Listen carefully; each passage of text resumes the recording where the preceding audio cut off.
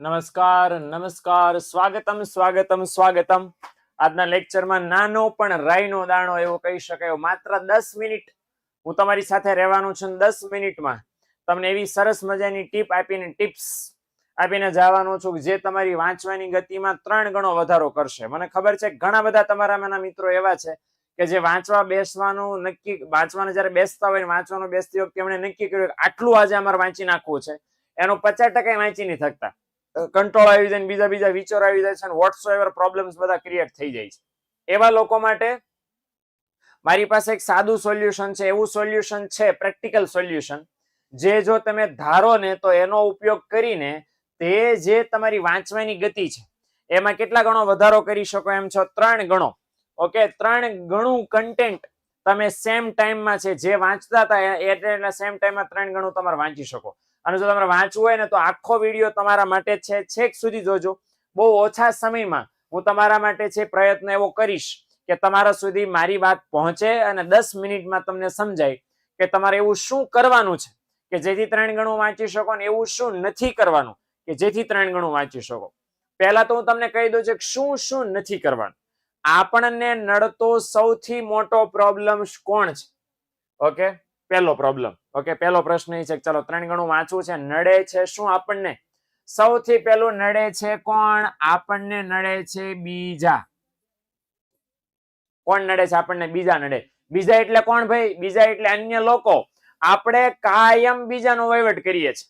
ઓલો શું કરે છે, ઓલી શું કરે છે, એને કેટલા માર્ક આવ્યા, ઓલાને કેટલા માર્ક આવ્યા, ઓલીને કેટલા માર્ક આવ્યા, આ કેટલા માર્ક આવ્યા, આમ શું થશે, ઓલું શું થશે, ઓલાને કેમ થશે, સાહેબે મને વૈઢા, સાહેબ ઓલાને ન કીધું.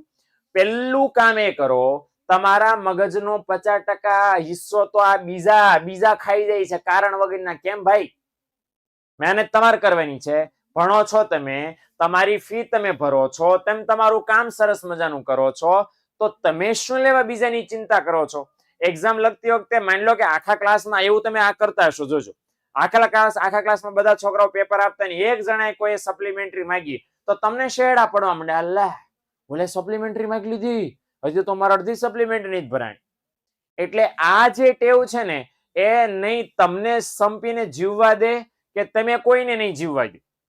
એટલે પહેલી વાત એ કે ચલો ભણવાનું તો એક બાજુ રહ્યું, મગજને ઠેકાણે રાખવું છે. જેટલા વહીવટ ગામના ઓછા કરશો એટલું મગજ વધારે ફ્રી રહેશે ફોર શ્યોર.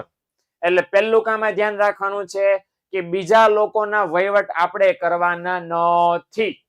આપણે બસ આપણું કામ કરો, સેલ્ફમાં ફોકસ કરો. એટલે મારો કહેવાનો મતલબ છે આ નથી કરવાનું. તો આપણે શું કરવાનું છે? સેલ્ફ. ઓકે, પોતાની જાતમાં તમે શું સુધારો કરી શકો? આના માટે વિરાટ કોહલી ધી બેસ્ટ ઉદાહરણ છે. વિરાટ કોહલી એમ કહે છે કે હું કોઈ પણ સેન્ચુરી મારું, સુપર સેન્ચુરી મારું, ભારતની હારી ગયેલી મેચ જીતાડી દઉં. આ બધું કરવું પછી સોશિયલ મીડિયામાં ગુડવિન ને મને મજા આવી કોમેન્ટ હું વાંચતો નથી કે મારી જીતમાં લોકો શું કે છે, લોકો કેવા કેવા વખાણ કરે છે. એ બહુ સરસ વાત કરે છે કે હું જો એ બધું જોયા કરું, બીજાના વિચારો જાણ્યા કરું ને એ પ્રમાણે કામ કર્યું તો હું ક્યારે ભાઈ મને મારા માટે. એટલે એ એમ કે છે હું શું કરું છું, હું મારા ઉપર કામ કરું છું કે આ રમતમાં મેં આ ભૂલ કરી, આવતી રમતમાં મારે કઈ ભૂલ નથી કરવાની. એના માટે હું પ્રેક્ટિસ કરું છું. લોકોનું જ સાંભળવા રહો તો મારું કામ ક્યારે કરું? લોકોનું જ વિચારવા રહો, લોકો શું કહેશે, લોકો કેવા વખાણ કરતા હશે, વોટેવર. તો એ જો હું વિચારવા રહું તો મારું કામ ક્યારે કરીશ? બિલકુલ નહીં કરું ને. એટલે આ વસ્તુ ધ્યાન રાખજો કે તમારે 3 ગણું વાંચવાની આ પહેલું પગથિયું છે. પહેલો પગથિયામાં શું? બીજાનું ભૂલો અને ખુદ તમારું જોવો. બીજો તમારા કરતા હોશિયાર હોય તો એ હશે, તમારા કરતા નબળો હોય તો હશે, તમારા કરતા એને વધારે વાંચી લીધું હશે તો હશે ભાઈ. નહીં વાંચ્યું હોય તો નહીં હોય. તમારા ક્લાસમાં ઇવન તમારી સ્કૂલમાં જ એવા લોકો હશે કે તમારા કરતા 4 ગણું વાંચીને બેઠા છે. એવા હશે કે તમારા કરતા 10મા ભાગનું નહીં વાંચ્યું હોય. એવા હશે કે તમારી હારોહાર જ વાંચતા હશે. એવા પણ હશે કે તમારું જોઈને વાંચતા હશે, તમારી પાસેથી નોટ લઈ જતા હશો, તમે નોટું લાવતા હશો. આ જેટલું બને એટલું ઓછું કરો, સેલ્ફ ફોકસ કરો, પોતાના ઉપર ધ્યાન દો અને કમ્પેરિઝન બંધ કરી દો. આટલું કરશો ને એટલે તમારું મગજ થોડુંક શાંત થશે કે કારણ કે આપણા વિદ્યાર્થી જીવન છે, આપણે એક સાથે આટલા બધા વિદ્યાર્થીઓ ક્લાસમાં ભણતા હોઈએ છીએ, દેખાદેખી શોર થઈ જાય અને એના કારણે આપણા મગજમાં અશાંતિ હોય અને સ્વાભાવિક પ્રશ્ન છે. અને એ અશાંતિ વાંચતી વખતે ગોળા નાળા 5 સવાલ પાકા થઈ જાય, મારાથી તો બેય નહીં થાય. હવે એવું વાંચીને તેમ કરવા બેહો તો ક્યાંક ભેગું થવાનું છે?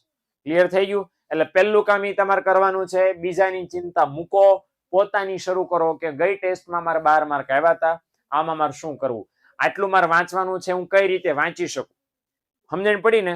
એટલે આટલું ધ્યાન રાખો. ઓકે, નંબર 2 બીજું શું કરવાનું છે, આપણા શરીરમાં બહુ બધી ઊભી થઈ જાય છે નેગેટિવિટી, નકારાત્મકતા. બોર્ડનું પેપર અઘરું નીકળ્યું તો, અમારા સિલેબસમાં જે વાંચ્યું એમાં ન પૂછાણું તો, તેમ જે આઈએમપી એમાં આપ્યા એમાં સવાલ ન આવ્યા તો, તમે મેં આમ કર્યું ને એ ન આવડ્યું તો, મેં દાખલાનું સૂત્ર મૂક્યું જવાબ ન આવ્યો તો, આજે તો છે ટકાના વાળ ખેરવી નાખશે તમારા. એટલે જે બન્યું જ નથી અને જે વસ્તુ તમારા હાથમાં નથી એના વિશે નકારાત્મક વિચારવાનો તમારી પાસે ટાઈમ હોવો જોઈએ નહીં. ઘણા બધા મિત્રો મને પૂછતા હોય છે વોટ્સઅપમાં ને અત્યારે લાઈવ ચેટમાં પણ કે સાહેબ બોર્ડના પેપર અઘરા નીકળશે કે સારા. હવે ક્યાં ખબર છે, માર્ચ મહિનામાં એક્ઝામ છે ને, ત્યારે બોર્ડની એક્ઝામ આવશે, એપ્રિલ મહિનામાં 11માની એક્ઝામ આવશે, 9માની એક્ઝામ આવશે, એ આવશે ત્યારે જોયું જશે. અત્યારે આપણા હાથમાં મહેનત છે તો કરવા માંડો, નકારાત્મક વિચારવાને બદલે. એટલે આપણા શરીરમાં એક પણ નેગેટિવ ભવિષ્યનું વિચારવાનું બંધ કરી દો, ક્યારે પેપર આવશે ને કેવા પેપર આવશે ને અઘરું હશે સહેલું હશે. તમારી પાસે માળખું છે, તમારી પાસે સિલેબસ છે, તો મંડો એ પ્રમાણે તૈયારી કરવા. તમારું ફોકસ ભણવામાં રાખો, નેગેટિવ કારણ વગરનું વિચાર ન કરો કે આમ આવશે ને આમ નહીં આવે ને. મોટા ભાગના મિત્રોને એમ જ રસ હોય છે કે બોર્ડે શું સમાચાર આપ્યા, બોર્ડની પરીક્ષા કેન્સલ કરી કે ન કરી, એમાં કઈ ફેરફાર કર્યો કે ન કર્યો. તમારું ફોકસ ભણવામાં હોવું જોઈએ. ઓકે, આ બધું શું કરું છું, જે હું કહું છું અત્યારે તમને નથી કરવાનું એ હમણાં વાળી પાછો એ કહું છું બીજી 5 મિનિટમાં શું શું કરવાનું છે. ઓકે, તો નથી જ કરવાનું. આ બે વસ્તુ, બીજાનું કરવાની ટેવ અને નેગેટિવ વિચારવાની ટેવ, બસ આ બે કાઢવાની છે. પ્રેક્ટિસ કરશો ધીમે ધીમે નીકળી જશે. અને કઈ રીતે નીકળશે, ખુદ માટે એટલું કામ કરશો એટલે ભવિષ્યમાં કેવું પેપર આવશે અને કોણ શું કરે છે એવું વિચારવાનો તમારી પાસે ટાઈમ જ નહીં રહે. ગેરંટી શ્યોર આ તમને કહી દઉં છું, વિચારવાનો તમારી પાસે ટાઈમ નહીં રહે. ઓકે, અને બીજી વસ્તુ, જો અમારે જોડાયેલા છો અને ન જોડે તો જોડાઈ જશો, તો અમે તમને આવો ટાઈમ આવવા નહીં દઈએ કે તમારે બીજાની દેખાદેખી કરવી પડે, તમારે નેગેટિવ વિચારવું પડે. તો એના માટે અમારા આઈએમપી બેચ છે જ ઓલરેડી. ઓકે, ધોરણ 12 માટેની અને ધોરણ 10 માટેની પણ લોન થઈ ચૂકી છે. તો ન જોડાણા હોય તો તમારા માટે અમૂલ્ય તક છે કે જે પોઝિટિવિટી તમારામાં ભરવાની જરૂર છે, અમને ખબર છે શું તમને જોઈએ છે, ઓલરેડી આમાં આપી રહ્યા છે. આઈએમપી બેચ વાળા મિત્રો ઘણા બધા આમાં જોડાણા છે, અમને ખ્યાલ હશે. ઇવન ટોપર બેચ વાળા મિત્રો પણ ઘણા બધા જોડાણા છે. જેટલા જોડાણા જરાક અમને યુટ્યુબ ની અંદર જરાક તમારી બેચ, તમે કઈ બેચ ના સ્ટુડન્ટ છો એ જરાક લખી દો, એટલે શું છે કે આ લોકોને ખ્યાલ આવે કે ના ના છોકરાઓ આપડા જોડાણા છે. ક્લિયર થઈ ગયું? એટલે આ વસ્તુ છે. ચલો બીજું, હવે ન કરવાનું તો ખબર પડી, પણ સાહેબ કરવાનું શું, એવી રીતે કઈ તમારી પાસે જડીબુટ્ટી છે તો જડીબુટ્ટીના નામે મારી પાસે સલાહ છે. જ્યારે વાંચવા બેસો તો વાંચવા બેસતી વખતે તમારી પાસે કામ સિવાયની એક પણ વધારાની વસ્તુ ન હોવી જોઈએ. પહેલામાં પહેલી વસ્તુ, મોબાઈલ તો ન જોવો જોઈએ. મોબાઈલની તમારા વાંચવામાં જરૂર કાંઈ નથી. બરાબર, યુટ્યુબમાં કોઈ વિડીયો જોવો છો તો જોઈ લ્યો, શીખી લ્યો, શીખાઈ ગયું ફોન સાઈડમાં મૂકી દો. બરાબર, તમારા ઉપર શું હોવું જોઈએ, તમારી પાસે સૌથી પહેલું હોવું જોઈએ સેલ્ફ કંટ્રોલ. શું હોવું જોઈએ? Self control. સાદી ભાષામાં ગુજરાતીમાં સમજાવું તો સ્વયં શિસ્ત. આ રાખવાનું જ છે કોઈ પણ ભોગે. ઓકે, કે ભાઈ નહીં એટલે નહીં, આ ન થવું જોઈએ, ન થવું જોઈએ. કોઈ પણ ભોગે, કોઈ પણ સંજોગોમાં આ વસ્તુ નથી કરવાની એટલે નથી જ કરવાની. એ તમારા મગજમાં ફિક્સ રાખવાનું છે. જ્યારે વાંચવા બેસો તો તમારા મગજમાં એક જ વસ્તુ હોવી જોઈએ, મારે એટલા ટકા લાવવા છે, મારે એટલું વાંચવું છે. અને બીજી વસ્તુ કે એક રીત નક્કી કરીને રાખો કે હું રોજ કઈ જગ્યાએ વાંચવા બેસું છું અને રોજ કેવી રીતે વાંચું છું. આનું સેલ્ફ એનાલિસિસ રોજ તમારી જાત સાથે થવું જોઈએ. આ કોઈ નથી કરતું કે મેં આજ વાંચ્યું, મને સંતોષ છો. સચિન તેંડુલકર બહુ સરસ વાત કરે છે, જ્યાં આપણે સાંભળવા જેવી છે. સચિન તેંડુલકરે મસ્ત કીધું છે. શું કીધું છે એમણે? કે રોજ સવારે 15 વર્ષ, કેટલા વર્ષ? 15 વર્ષ એમણે નિયમ પાડ્યો ને ત્યારે ગોડ ઓફ ક્રિકેટ બન્યા.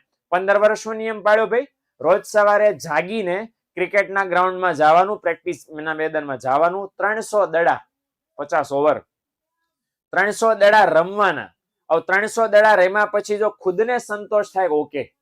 હવે એમણે એમ કીધું કે ચાલો 300 દડા તો શરૂઆતમાં હતા, તો કે પછી તો જ્યારે એમ થાય કે ઓકે આજના દિવસ માટે મને એવું લાગે છે કે પ્રેક્ટિસ થઈ ગઈ, પછી ઘરે જવાનું. હવે 9 વાગ્યે તમને મજા આવે, 10 વાગ્યે મજા આવે, 8 વાગ્યામાં આવી જાય, કાંઈ ઠેકાણું નહીં. પણ આને કહેવાય સ્વયં શિસ્ત. મારે ભણવું છે, મારે તૈયારી કરવી છે, તો હું જે કરવું પડશે હું કરવા તૈયાર છું. એટલે તમારે દ્રઢતા રાખવી પડશે પોતાની જાત ઉપર. ઘણા પોતાનું પોતાને વિચારો કે બહુ વાંચવું, જલ્દી હવે નથી વાંચવું, હું કાલે વાંચશું. આ આળસ છે. તમારો સેલ્ફ ઉપર કંટ્રોલ નથી. એટલે ખુદની દયા ન ખાવ અને બીજા પાસે દયા ખવડાવો નહીં કે મમ્મી મેં તો બહુ વાંચ્યું, કાલે વાંચું. બિલકુલ એવું ન કરો. એવી દયા ખાવાથી ફાયદો શું છે? કાંઈ નહીં, નુકસાન છે ને ઉલટાનું. તમે ચોપડી બંધ કરીને હુઈ ગયા તો બીજા દિવસે એટલું તમારે ભેગું ન થયું. ઓકે. અને બીજું કે તમારે બીજું શું કામ કરવાનું છે? બીજું કામ તમારે કરવાનું છે, રોજનું કામ રોજ કરી નાખવાનું છે. ઓકે. એક હારે વાંચવાનો દલ્લો લઈને જાજો બેઠશો થડકલો લઈને તો 3 ગણું નહીં, 30માં ભાગનું નહીં વંચાય. અને 3 ગણું વાંચવા માટેની ત્રીજી અને મારી લાસ્ટ ચાવી કે જ્યારે આખો પાઠ વાંચવા લઈને બેઠા છો તો આખો પાઠ એક હારે પાકો કરો નહીં, મુદ્દા પ્રમાણે પાકા કરો. મુદ્દા પ્રમાણે પાકા કર્યા પછી દર અડધી કલાકે, આપણે પોમોડોરો ટેકનિક ગયો લેક્ચર તમે જોયો હશે, એ પોમોડોરો ટેકનિકમાં ઘૂસો. જ્યારે 5 મિનિટનો બ્રેક લ્યો છો તો કોઈને એવું કહો કે અમે 25 મિનિટ વાંચ્યું, એ લ્યો મને મોઢે, અથવા તો તમે ખુદ કોઈ મોઢે લેવું છે નહીં તો તમે જે 25 મિનિટ વાંચ્યું છે એની લેખિતમાં એક નાની નાની તમારી સેલ્ફ ટેસ્ટ લઈ લો. આટલું જો કરશો ને, પહેલેથી મેં તમને છેલ્લે જે આ ટિપ્સ આપીશ, આટલું પણ મિત્રો કરશો ને તો જો મને લાગે છે ટોપર નહીં બની જાવ રાતોરાત. પણ મને શ્યોરલી વિશ્વાસ છે કે આમાં શું ફાયદો થશે કે નકામા નેગેટિવ કોન્સેપ્ટ મગજમાં આવતા ઓછા થઈ જશે. રાતોરાત 3 ગણું નહીં વાંચી શકો આ બધું કરવાથી. પ્રેક્ટિસ જોશે, અઠવાડિયું, 10 દિવસ, 12 દિવસ, મહિનો થશે. પણ એ થાતા તમારા મગજના વધારાના નકામા વિચારો છે ને દૂર થઈ જશે. એટલે પહેલી વસ્તુ ફરીવાર રિવાઇઝ કરી દો કે ખુદનું તમારું વિચારો, બીજાનું કાંઈ વહીવટ કરવાની જરૂર નથી. તમે તમારામાં કેટલું ઇમ્પ્રુવમેન્ટ લાવી શકો છો, તમારે શું વાંચવાની જરૂર છે, તમારે કેટલું થઈ શકે એમ છે, એ જ સૌથી પહેલા વિચારો. કયો વિષય તમને અઘરો લાગે છે, કયો વિષય સહેલો લાગે છે, એવું સેલ્ફ એનાલિસિસ સૌથી પહેલા કરો. બીજાનું વિચારવાનું બંધ કરી દો. કોણ શું ક્યાં કરે છે એ તમને નડતી મોટી બાબત છે, અને ખાસ આવા સમયમાં તો બહુ મોટી નડતી બાબત છે.